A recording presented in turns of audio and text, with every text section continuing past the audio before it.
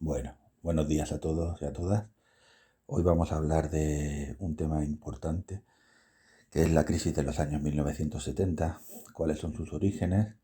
y cuáles van a ser las consecuencias. Las consecuencias son el mundo en el que nosotros estamos ahora mismo.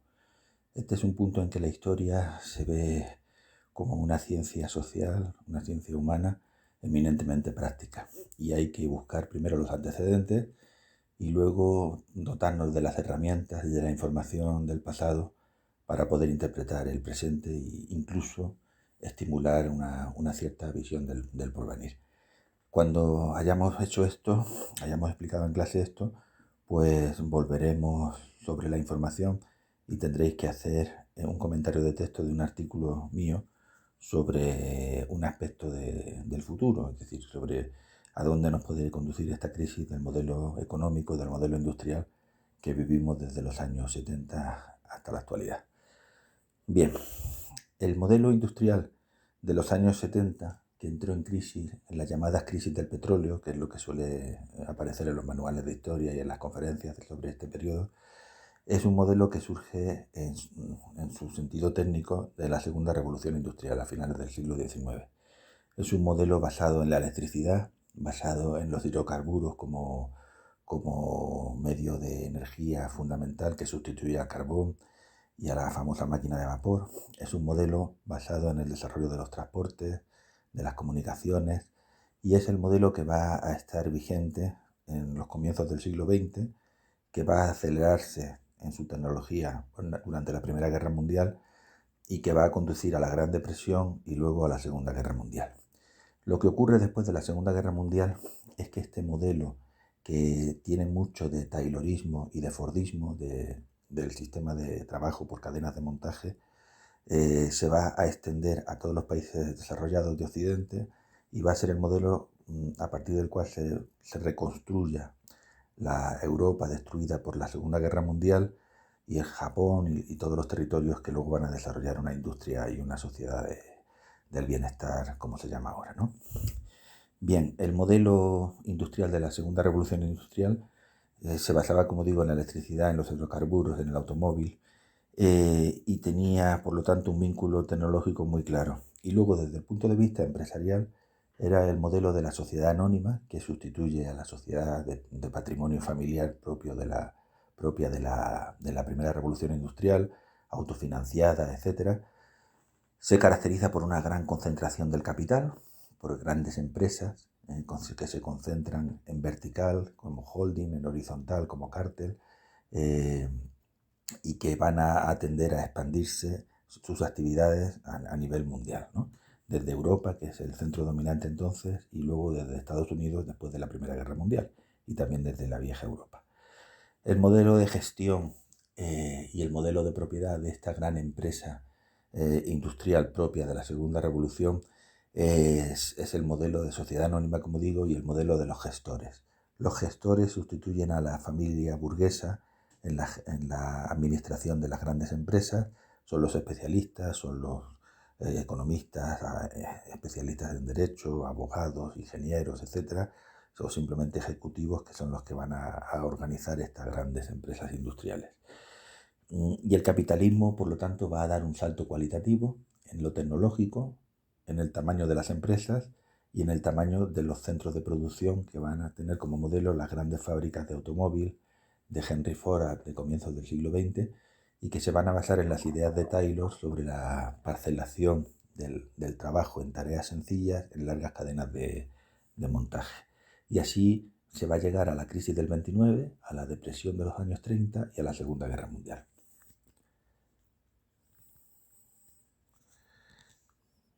Bien,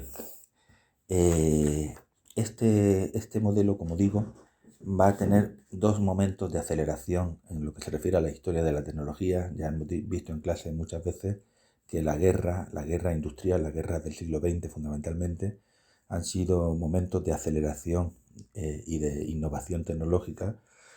por triste y por desastroso que sea decir esto, pero hay que reconocerlo, ¿no? El problema del Fordismo al principio del siglo XX, después de la Primera Guerra Mundial, es que, con la excepción de las fábricas del propio Ford en Estados Unidos, los trabajadores no participaban en el incremento de la productividad, en el abaratamiento de la producción industrial y en la rapidez y el volumen de lo producido, sino que los empresarios tendían a mantenerlos en un salario mínimo de subsistencia o aproximado al de subsistencia, con lo cual creaban cuellos de botella, eran capaces de producir muchos artículos, pero luego no encontraban mercado suficiente para ellos. Después de la Segunda Guerra Mundial, en los países de Occidente, frente al bloque soviético y frente a los países de las antiguas colonias, que luego serán países en su mayoría del tercer mundo subdesarrollado, estos países de Occidente van a cambiar en lo que se refiere al modelo fordista, inspirados también por las ideas del economista John Maynard Keynes. Van a cambiar en el sentido de incluir a los trabajadores como consumidores, es decir, los trabajadores que participan en la producción de la gran industria, de las grandes plantas de trabajo, ya sea de electrodomésticos, de automóvil, de bienes de consumo, etc., van a tener unos salarios cada vez mayores, unos derechos laborales también crecientes, y se van a constituir lo que son las bases de lo que hoy llamamos el estado del bienestar. Esto va a ser así en parte porque al concentrarse muchos trabajadores en grandes fábricas, la actividad de los sindicatos va a ser cada vez más eficaz. Como ya decía y preveía Marx en el Manifiesto Comunista y en el Capital, la concentración de los trabajadores facilita la presión del trabajo sobre el capital y arrancar reformas favorables al factor trabajo. Pero también va a ser una cuestión de los propios estados, de los gobiernos, a partir de los salarios mínimos, de las legislaciones laborales e incluso de los propios empresarios, que van a ver, como ya había visto Ford de una manera pionera a comienzos del siglo XX en su fábrica de automóvil, que en realidad mejorar las condiciones y el salario es lo mismo que extender y profundizar el mercado, y al final de rebote el beneficio también va al capital y a la propia industria. Y este es el sistema que se establece después de la Segunda Guerra Mundial. La Segunda Guerra Mundial, como ya hemos visto, fue un desastre desde el punto de vista humano, desde el punto de vista económico, desde todos los puntos de vista que nosotros queramos ver, y después pues queda los escombros y todo el caos y la desorganización. En los Estados Unidos van a ser en este sentido la potencia pionera desde el punto de vista económico, desde el punto de vista político, que va a establecer las bases de la reconstrucción de la posguerra, sobre todo en Europa y en Asia, en aquellos países donde no está establecida la influencia del modelo soviético. Y que de ahí vendrá luego también, ya hemos visto, la Guerra Fría. Y los Estados Unidos, a través del Plan Marshall, de las instituciones de las propias Naciones Unidas, del Banco de Reconstrucción y Desarrollo, que luego será el Banco Mundial, del Fondo Monetario Internacional, de la UNRWA, etc., van a crear canales de inversión y de crédito prácticamente a fondo perdido para reconstruir la economía y las sociedades europeas, con el fin, ya veíamos, de evitar la propagación de las ideologías comunistas, la simpatía hacia el bloque soviético, que es el bloque rival, y también con el fin de recuperar a Europa occidental, incluida la Alemania federal, que se incluye plenamente en esta órbita, como un área, una región complementaria del capitalismo, del gran capitalismo de los Estados Unidos y Canadá. Es decir, un área capaz de comerciar y de establecer vínculos económicos entre las dos orillas del Atlántico que garanticen la prosperidad del mundo capitalista. Y así va a ser durante los años 50 y 60, los famosos 30 gloriosos, que en realidad no son 30 años, pero bueno, casi 30 años de prosperidad económica, de pleno empleo o casi pleno empleo, de gran crecimiento del Producto Interior Bruto, de incremento del comercio mundial, de desarrollo de los organismos financieros y de los organismos económicos para controlar y favorecer este desarrollo y esta prosperidad. Y van a ser una época efectivamente de prosperidad que va a revertir en la propia sociedad, en las clases medias, incluso en las clases trabajadoras, que van a conocer pues una serie de derechos, una serie de posibilidades. Va a aparecer lo que nosotros hoy llamamos la sociedad de consumo de masas, la propia producción de masas en cadena, en grandes plantas fabriles. Se va a complementar por una sociedad de consumo también de masas, de productos estandarizados y de mercados bastante garantizados y rentables. El Fordismo, después de la Segunda Guerra Mundial, al igual que había ocurrido a finales del siglo XIX y después de la Primera, pues se beneficia también de las innovaciones tecnológicas, el salto tecnológico después de la guerra fundamentalmente, que afecta a la aviación, que pasa de aviación militar a aviación civil, al campo de la electrónica, a los medios de comunicación de masas que se van a desarrollar ya a partir de la radio que ya existe, la televisión, el cine, etc. Y este salto tecnológico va a revertir también luego en el comercio, en el comercio mundial, favoreciendo el transporte, por ejemplo, con los sistemas de container que se inventan y se crean por estos años y que van a permitir un transporte marítimo de un volumen muy superior, mucho más barato, mucho más rápido y mucho más previsible y compatible con centros de logística, de transporte, etc. Es decir, se ponen los primeros pilares de la mundialización, de la globalización económica, tal y como sería luego ya mucho más extrema a finales del siglo XX y en nuestros días. También son estos años los años de la descolonización posterior a la Segunda Guerra Mundial, pero hay que decir que sobre todo en África, también en Asia, pero en menor medida, sobre todo en África, el imperialismo colonial europeo clásico va a ser sustituido por un sistema neocolonial donde la subordinación política desaparece, pero aparece una subordinación económica, garantizándose las materias primas, el trabajo, etc. Y esto va a favorecer también a los años de prosperidad y el boom de este sistema industrial fordista posterior a la Segunda Guerra Mundial. No hay que olvidar que en estos años, en los años 50 y 60, todos los sistemas de transporte, de industria, de calefacción de las ciudades, etc., pudieron beneficiarse de un transporte y de un petróleo muy barato, que llegaba casi garantizado y sin oscilaciones de precio y que alimentaba y favorecía este gran crecimiento y esta gran prosperidad industrial. Se desarrolla, por lo tanto, así una producción de masas, complementaria de un consumo de masas, un desarrollo y una gran expansión del crédito. Una gran parte de este consumo, a pesar de las mejoras salariales y de las rentas de las clases medias, se va a alimentar gracias al sistema financiero, a los créditos, a personas, a familias y también a través de los organismos de la ONU que ya he mencionado, el Fondo Monetario Internacional, etc., a través del crédito a los propios estados, lo que luego se llamaría la deuda pública, el déficit público para financiar el crecimiento y el desarrollo. Por otra parte, la metodología y la teoría económica que van a aplicar los gobiernos va a ser la de John Maynard Keynes, la que había de alguna manera utilizado los Estados Unidos durante los años 30 para salir de la Gran Depresión y los cimientos de la mundialización que se establecen en este momento que ya he dicho y a los que están orientados las propias Naciones Unidas y los propios organismos relacionados con el comercio, el trabajo, la agricultura o la banca y las finanzas asociados a, como digo, a las Naciones Unidas. Todo este modelo está vigente y crea esa situación de prosperidad hasta los años 70. A comienzos de los años 70, antes incluso, porque suele hablarse solamente de las crisis del petróleo, de la OPEP, de la crisis del 73, luego la del 78, 79, pero antes de la crisis del petróleo ya hay signos de agotamiento de este modelo occidental, industrial, fordista, que se llamará fordista, y uno de los síntomas es el agotamiento de los Estados Unidos en lo que se refiere, por ejemplo, a la moneda, al dólar. El dólar, después de la Segunda Guerra Mundial, el dólar norteamericano, se había erigido en la divisa universal, casi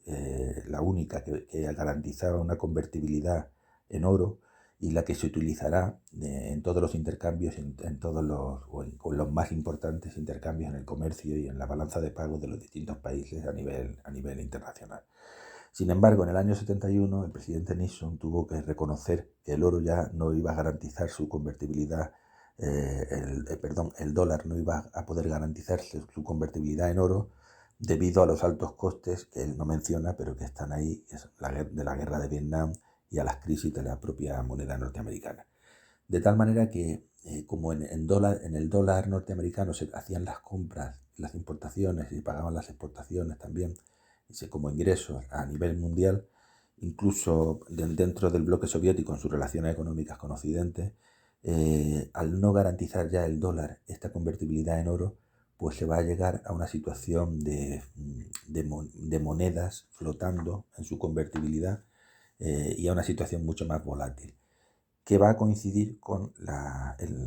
subida de los precios del petróleo acordada por la OPEP en el año 73, en principio como una especie de instrumento político para hacer frente a Israel después de la guerra del Yom Kippur, y luego como un medio de presión económico. La consecuencia va a ser inmediata, la subida del precio del barril del petróleo, que se va a repercutir en todos los demás precios en los países desarrollados, que dependen fundamentalmente del petróleo para su industria y para su economía y para su vida en general. Y esta subida va a crear una situación que los economistas y los historiadores de la economía han llamado de estanflación, es decir, que durante los años 70 los países que hasta ese momento habían conocido una situación de prosperidad sin sombras, sin ninguna amenaza en el futuro, pues van a ver de pronto cómo se dispara la inflación y al mismo tiempo se reduce la actividad económica. Eso es la estanflación. Frente a la estanflación, que es un mecanismo diabólico que va a paralizar y finalmente a estrangular ese modelo industrial, los distintos gobiernos intentarán medidas anticíclicas, políticas keynesianas, de estímulo de la demanda pública, etc., pero ninguna va a ser capaz de hacer frente al modelo de estanflación. Y finalmente lo que va a ocurrir en los años 70 es que las grandes empresas multinacionales, las propietarias, las sociedades anónimas, las propietarias de las grandes industrias que estaban situadas en Francia, en Inglaterra, en Alemania,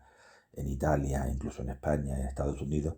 pues van a tender a deslocalizarse y a trasladar sus plantas de producción a los países asiáticos, que son mucho más baratos en ese momento en cuanto a coste laboral, que están mucho más cerca del aprovisionamiento de las materias primas, que son ya muy accesibles por la revolución de los transportes, y por la revolución de la informática también va a ser mucho más fácil la gestión y el tratamiento de la información en tiempo real en lugares muy alejados del planeta, y porque no son países que tengan una actividad sindical ni reivindicativa que pueda poner en amenaza, en peligro, los intereses de las grandes multinacionales. De tal manera que se produce un fenómeno de desindustrialización que por otra parte ya venía alimentado por el proceso de terciarización que ya hemos visto en alguna ocasión, es decir, con las economías maduras industriales pasan a una situación postindustrial donde el sector servicios tiende a desplazar al sector industrial tanto en la cantidad de población activa empleada como en la cantidad de valor aportado al Producto Nacional Bruto. Y entramos así en los años 80, y los años 80 son los años de la crisis que llevará definitivamente a la quiebra del modelo soviético y a la desaparición de la Unión Soviética y del mundo comunista en Europa, tal y como había surgido de la Segunda Guerra Mundial. Pero son también los años en los que el sistema en Occidente, el capitalismo de gran industria, va a quedar totalmente desmantelado en lo que son los países desarrollados. Las condiciones de trabajo, los salarios, la precariedad se van a convertir en un elemento estructural de las propias economías de los países desarrollados, y va a haber un desplazamiento hacia un capitalismo financiero donde el sector bancario y donde los movimientos de capital van a ser el factor determinante y ya no la actividad industrial en cadena masiva que había garantizado la prosperidad de los años de los llamados 30 gloriosos. En los años 80, pues los mecanismos del crédito del Fondo Monetario Internacional, del Banco Mundial, etcétera, se van a volver más rígidos bajo la ideología del neoliberalismo que se impone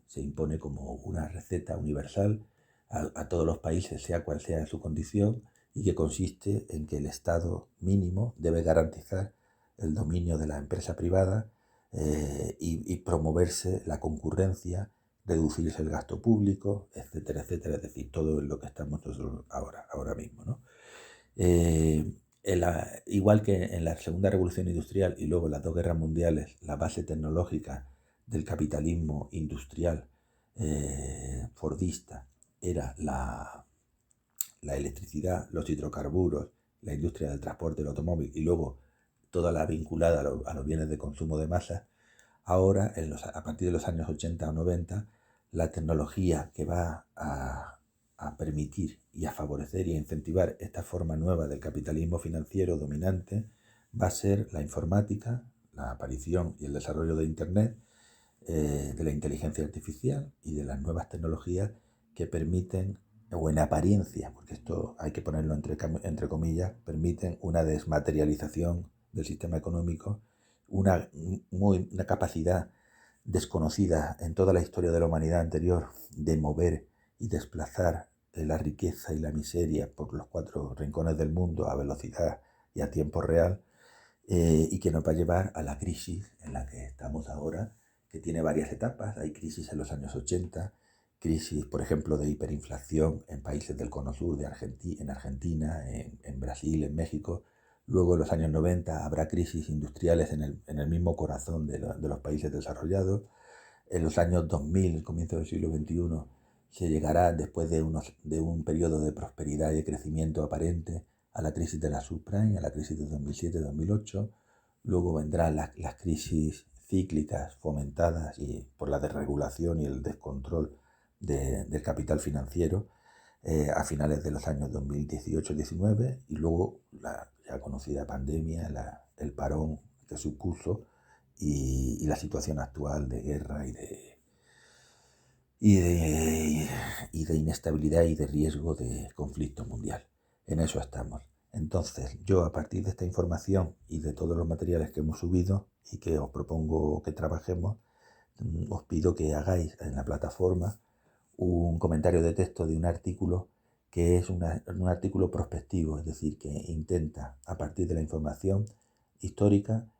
aventurar escenarios posibles de futuro. Es decir, utilizar la historia no ya solamente para intentar comprender el presente, sino también para intentar proyectar, hacer proyecciones de futuros posibles. A veces nos podemos adentrar en terrenos parecidos a la ciencia ficción, en terrenos distópicos, pero es muy interesante utilizar esta herramienta para agudizar esa información. Y ya está, espero que haya resultado interesante, y para cualquier pregunta y cualquier cuestión la desarrollaremos más adelante.